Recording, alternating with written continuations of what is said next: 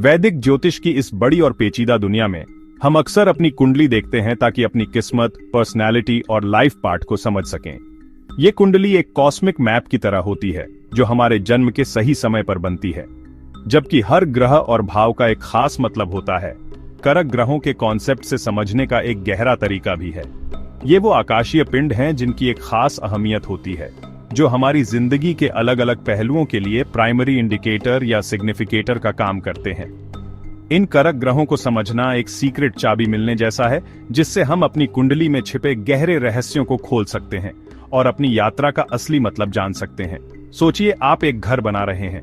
आपके पास अलग अलग मजदूर हैं, हर एक का अपना खास काम है। एक नींव डालने में माहिर है, दूसरा दीवारें बनाने में अच्छा है और तीसरा बिजली के तार लगाने का मास्टर है। ज्योतिष में करक ग्रह ये खास मजदूर होते हैं।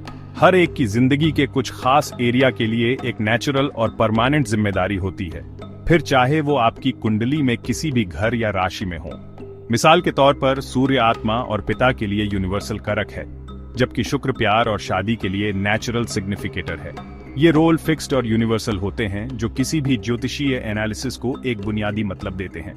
कुंडली में उनकी ताकत या कमजोरी सीधे उन लाइफ एरिया की क्वालिटी पर असर डालती है जिन्हें वे रिप्रेजेंट करते हैं। इन सिग्निफिकेटर ग्रहों की अहमियत को कम नहीं आंका जा सकता। वे हमारी ज्योतिषीय रीडिंग को गहराई और कॉन्टेक्स्ट देते हैं।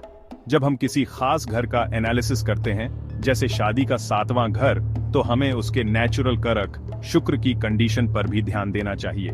अगर शुक्र मजबूत और अच्छी जगह पर है तो यह पार्टनरशिप में ज्यादा पॉजिटिव एक्सपीरियंस का वादा करता है, भले ही 7वें घर में खुद कुछ चुनौतियां हों। इसके उलट एक कमजोर या पीड़ित शुक्र रिश्तों में दिक्कतें पैदा कर सकता है, चाहे 7वें घर का स्वामी कितना भी अच्छा क्यों न लगे। घर और उसके करक के बीच का यह तालमेल ही ज्योतिषीय व्याख्या की असली कला है, जो हमारी संभावित जीवन अनुभवों की एक ज्यादा बारीक और सटीक तस्वीर पेश करता है। इसलिए करक ग्रहों के बारे में जानना ज्योतिष में दिलचस्पी रखने वाले किसी भी व्यक्ति के लिए एक जरूरी कदम है। यह हमारी समझ को ग्रहों की स्थिति की एक सिंपल रीडिंग से कॉस्मिक ऊर्जाओं के एक ज्यादा सोफिस्टिकेटेड एनालिसिस तक ले जाता है। ये ग्रह उन विषयों की आत्मा हैं जिन्हें वे रिप्रेजेंट करते हैं। वे असली सोर्स हैं जिससे हमें उस खास एरिया से जुड़े रिजल्ट मिलते हैं। सूर्य, चंद्रमा, मंगल, बुध, बृहस्पति, शुक्र और शनि की करक के रूप में कंडीशन का स्टडी करके हम अपने स्वास्थ्य, धन, रिश्तों, करियर और आध्यात्मिक विकास के बारे में गजब की इंसाइट पा सकते हैं। वे हमारे अनुभवों के असली आर्किटेक्ट हैं, जो आकाशीय स्तर से हमारे अस्तित्व की बनावट को आकार देते हैं। तो करक ग्रह आखिर क्या होता है? सबसे आसान शब्दों में, करक एक संस्कृत शब्द है जिसका मतलब सिग्निफिकेटर या वजह बनने वाला है। ज्योतिष में करक एक ऐसा ग्रह है जिसकी जिंदगी के कुछ खास मामलों पर नेचुरल और जन्मजात अथॉरिटी होती है। जैसे बृहस्पति को ही ले लीजिए।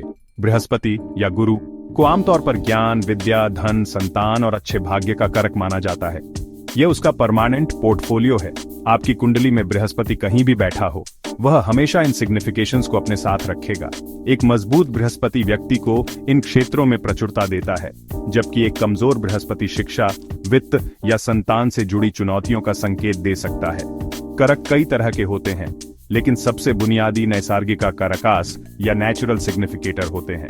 ये हर ग्रह को दिए गए फिक्स्ड रोल होते हैं। जैसे सूर्य या सूर्यदेव आत्मकारक हैं, आत्मा के सिग्निफिकेटर हैं, और पिता अथॉरिटी और सरकार को भी रिप्रेजेंट करते हैं। चंद्रमा या चंद्रदेव मनस्कारक हैं, जो मन, भावनाओं और मां को रिप्रेजेंट करते हैं। मंगल या मंगलदेव ऊर्जा, साहस और छोटे भाई बहनों को दर्शाता है। बुध या बुद्धदेव बुद्धि, संचार और व्यापार को नियंत्रित करता है। शुक्र या शुक्रदेव प्रेम, सुंदरता, विलासिता और विवाह का कारक है। शनि या शनिदेव अनुशासन, कड़ी मेहनत, दुख और बुढ़ापे को दर्शाता है।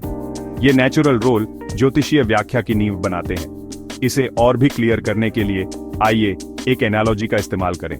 कल्पना कीजिए कि आपकी जिंदगी एक बड़ा नाटक है।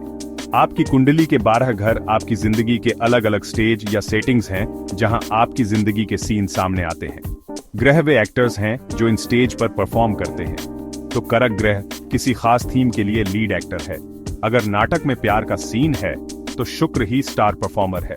भले ही उस स्टेज पर कोई दूसरा एक्टर हो, लेकिन पर्दे के पीछे शुक्र की कंडीशन प्यार की कहानी के नतीजे पर बहुत असर डालेगी। एक खुश और ताकतवर शुक्र एक खूबसूरत रोमांस सुनिश्चित करता है, जबकि एक परेशानी वाला शुक्र सेटिंग चाहे कुछ भी हो, एक त्रासदी लिख सकता है। यह कॉन्सेप्ट हमें यह समझने में मदद करता है कि किसी व्यक्ति के लिए कुछ जीवन थीम क्यों मजबूत या कमजोर हो सकती है।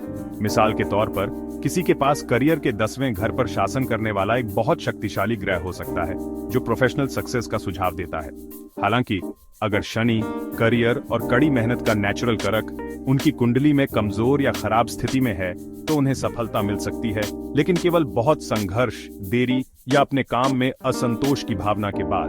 करक एक महत्वपूर्ण डिटेल की परत जोड़ता है, घरों और उनके स्वामियों द्वारा वादा की गई घटनाओं के पीछे कैसे और क्यों को समझाता है। यह वह यूनिवर्सल प्रभाव है जो हमारे पर्सनल कर्मिक ब्लूप्रिंट को रंग देता है। हर कुंडली 12 घरों में बंटी होती है। हर घर जिंदगी के एक अलग एरिया को दिखाता है। किसी घर से जुड़े नतीजों की सही भविष्यवाणी करने के लिए हमें उसके नेचुरल सिग्निफिकेटर या नैसर्गिक कारक को देखना चाहिए। यह एक फिक्स्ड रेफरेंस पॉइंट देता है। नीचे एक सिंपल टेबल दी गई है जो हर घर, उसका प्राइमरी डोमेन और उसे कंट्रोल करने वाले नेचुरल कारक ग्रह को दिखाती है। इस रिश्ते को समझना ज्योतिष के किसी भी स्टूडेंट के लिए बहुत जरूरी है, क्योंकि यह किसी व्यक्ति की लाइफ जर्नी के अलग अलग पहलुओं के बारे में डिटेल और सटीक भविष्यवाणी करने का आधार बनता है। कारक ग्रह की ताकत अक्सर उस घर के मामलों की अंदरूनी ताकत तय करती है।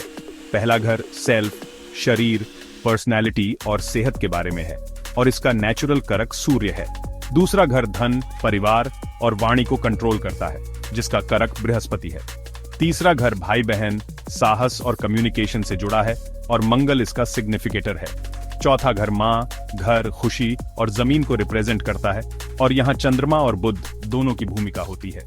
पांचवां घर, जिसमें बच्चे, बुद्धि और क्रिएटिविटी शामिल हैं, बृहस्पति द्वारा शासित है। छठा घर, जो दुश्मन, कर्ज, बीमारी और सर्विस से जुड़ा है, उसके कारक शनि और मंगल हैं। शादी, पार्टनरशिप और बिजनेस का सातवां घर शुक्र को देखता है। आठवां घर, जो लंबी उम्र, अचानक होने वाली घटनाओं और विरासत के बारे में है, शनि द्वारा शासित है। नौवां घर, जो पिता, भाग्य, उच्च शिक्षा और गुरु को रिप्रेजेंट करता है, उसके कारक बृहस्पति और सूर्य दोनों हैं। करियर, प्रोफेशन, स्टेटस और कर्म का 10वां घर काफी अनोखा है, जिसमें बृहस्पति, सूर्य, बुध और शनि सभी की जिम्मेदारी साझा होती है।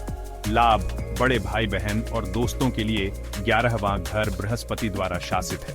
आखिर में खर्च, नुकसान, आध्यात्मिकता और मोक्ष को कवर करने वाला 12वां घर शनि द्वारा शासित है। जैसा कि आप टेबल में देख सकते हैं, कुछ घरों के एक से ज्यादा कारक होते हैं।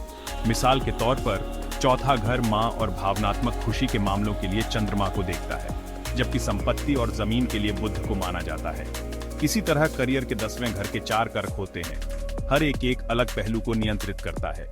करियर में समृद्धि के लिए बृहस्पति, अथॉरिटी और स्टेटस के लिए सूर्य, बिजनेस और कॉमर्स के लिए बुध, और प्रोफेशन और व्यक्ति द्वारा की जाने वाली सर्विस के लिए शनि। यह मल्टी लेयर्ड अप्रोच किसी के प्रोफेशनल लाइफ का बहुत डिटेल एनालिसिस करने की अनुमति देता है, जिसमें कार्यस्थल पर सफलता और संतुष्टि में योगदान करने वाली सभी अलग अलग ऊर्जाओं पर विचार किया जाता है।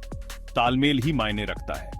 मिसाल के तौर पर किसी व्यक्ति की फाइनेंशियल स्टेबिलिटी का आकलन करने के लिए एक ज्योतिषी दूसरे घर, उसके स्वामी और उसमें रखे गए किसी भी ग्रह की जांच करेगा। लेकिन धन के नेचुरल कारक बृहस्पति की स्थिति भी उतनी ही महत्वपूर्ण है। यदि बृहस्पति उच्च का है या अपनी राशि में है, तो यह एक शक्तिशाली ब्रह्मांडीय आशीर्वाद के रूप में कार्य करता है, जो पूरे जीवन में धन संचय की संभावना को बढ़ाता है। हालांकि यदि बृहस्पति कमजोर है, तो एक मजबूत दूसरे घर का स्वामी भी अपना पूरा वादा पूरा नहीं कर सकता है, या धन शर्तों या उतार चढ़ाव के साथ आ सकता है। यह दोहरा विश्लेषण हर बार एक गहरी और अधिक विश्वसनीय ज्योतिषीय रीडिंग को अनलॉक करने की कुंजी है। जबकि घर हमें बताते हैं कि जिंदगी में एक्शन कहां हो रहा है, राशियां हमें बताती हैं कि यह कैसे होगा। एक कारक ग्रह का किसी खास राशि में होना उसके नेचुरल रिजल्ट देने की क्षमता पर गहरा असर डालता है। जैसे शुक्र प्यार और रिश्तों का कारक है। जब शुक्र मीन राशि में होता है, जो उसकी उच्च राशि है, तो वह अपनी सबसे शक्तिशाली स्थिति में होता है। यह किसी व्यक्ति को प्यार के प्रति एक गहरा, दयालु और लगभग आध्यात्मिक दृष्टिकोण दे सकता है। वे रोमांटिक, कलात्मक होने की संभावना रखते हैं और रिश्तों में बहुत खुशी पाते हैं। इस प्लेसमेंट में शुक्र के सिग्निफिकेशंस की क्वालिटी बहुत बढ़ जाती है। इसके उलट सोचिए, क्या होता है जब शुक्र कन्या राशि में होता है, जो उसकी नीच राशि या कमजोरी की राशि है। यहाँ प्यार का नेचुरल कर्क एक ऐसी राशि में है जिसे आलोचनात्मक, विश्लेषणात्मक और परफेक्शनिस्ट के रूप में जाना जाता है। ये रिश्तों में चुनौतियां पैदा कर सकता है। व्यक्ति अपने पार्टनर की ज्यादा आलोचना कर सकता है, बिना किसी रोक टोक के स्नेह व्यक्त करने में संघर्ष कर सकता है, या प्यार में परफेक्शन का ऐसा स्तर तलाश सकता है जो अवास्तविक है। शुक्र की एनर्जी का नेचुरल फ्लो रुक जाता है, जिससे उन एरिया में संभावित दिक्कतें या असंतोष होता है जिन पर इसका कंट्रोल है। प्यार, सद्भाव और सुंदरता। राशि एक फिल्टर का काम करती है जो कर्क ग्रह की शुद्ध ऊर्जा को बेहतर या बदतर के लिए मॉडिफाई करती है। यह सिद्धांत सभी कर्क ग्रहों पर लागू होता है। बृहस्पति ज्ञान और धन का कर्क राशि में उच्च का होता है, जो एक पोषण और भावनात्मक राशि है। यह प्लेसमेंट एक ऐसा व्यक्ति बना सकता है जो असाधारण रूप से बुद्धिमान, उदार और अपने परिवार और समुदाय की भलाई के लिए स्वाभाविक रूप से धन को आकर्षित करता है। हालांकि जब बृहस्पति मकर राशि में नीच का होता है, जो एक व्यावहारिक और प्रतिबंधात्मक राशि है, तो इसकी विस्तारवादी प्रकृति सीमित हो जाती है। इस व्यक्ति को अपने धन के लिए बहुत कड़ी मेहनत करनी पड़ सकती है, या ज्ञान और विश्वास के प्रति उनका बहुत सतर्क और व्यावहारिक दृष्टिकोण हो सकता है, बजाय एक व्यापक आशावादी दृष्टिकोण के। राशि की प्रकृति सीधे कर्क के पोर्टफोलियो की क्वालिटी और अभिव्यक्ति पर असर डालती है। निष्कर्ष में ज्योतिषीय भविष्यवाणी की कला 3 चरणीय एनालिसिस में निहित है। घर का मूल्यांकन, उस घर का स्वामी, और सबसे महत्वपूर्ण बात नेचुरल कर्क ग्रह की स्थिति। एक अनुकूल परिणाम के लिए तीनों कारकों का मजबूत होना जरूरी है। कर्क अपने डोमेन के लिए ऊर्जा का अंतिम स्रोत है। यदि कर्क खुद कमजोर है, किसी नीच राशि में बैठा है, अशुभ ग्रहों से पीड़ित है, या कुंडली में खराब स्थिति में है, तो जिन मामलों को वह दर्शाता है उनमें स्वाभाविक रूप से ताकत की कमी होगी, भले ही अन्य सकारात्मक कारक मौजूद हों। इन आकाशीय सिग्निफिकेटर की स्थिति को समझकर हम अपने जीवन अनुभवों की बुनियादी क्वालिटी को समझ सकते हैं और उन ब्रह्मांडीय धाराओं को बेहतर ढंग से नेविगेट कर सकते हैं जो हमारी किस्मत को आकार देती हैं।